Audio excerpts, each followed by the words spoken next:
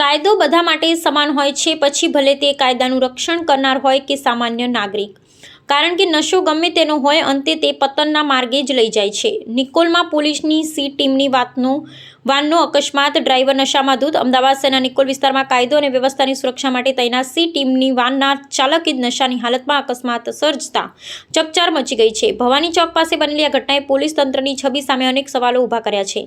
નિકોલના ભવાની ચોક પાસે ગઈકાલે મોડી રાત્રે સી ટીમની પોલીસ વાન અનિયંત્રિત થઈ સીધી ડિવાઈડર પર ચડી ગઈ હતી.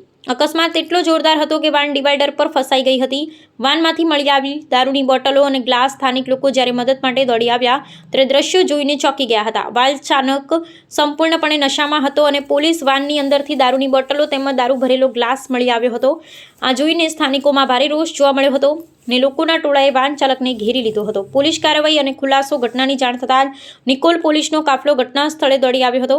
પ્રાથમિક તપાસમાં નીચે મુજબની વિગતો સામે આવી છે. ડ્રાઈવરની ઓળખ પોલીસના જણાવ્યા મુજબ વાન ચાલક પોલીસ કર્મચારી નથી, પરંતુ આઉટસોર્સિંગ કોન્ટ્રાક્ટ પર રાખવામાં આવેલ ડ્રાઈવર છે. પોલીસ ડિવાઈડર પરથી વાન નીચે ઉતારી ડ્રાઈવરને અટકાયતમાં લીધો. નિકોલ પોલીસે આ મામલે કાયદેસરનો ગુનો નોંધી વધુ તપાસ હાથ ધરી છે અને સ્થાનિકોને ખાતરી આપી છે કે કડક કાર્યવાહી કરવામાં આવશે. સી ટીમ જે મહિલાઓની સુરક્ષા માટે બનાવવામાં આવી છે તેની જ ગાડીમાં દારૂ પી અને ડ્રાઈવર અકસ્માત કરે તો સુરક્ષા વ્યવસ્થા સામે મોટું પ્રશ્નાર્થ ચિહ્ન છે. અહેવાલ હિતેશ ઠક્કર, અમદાવાદ.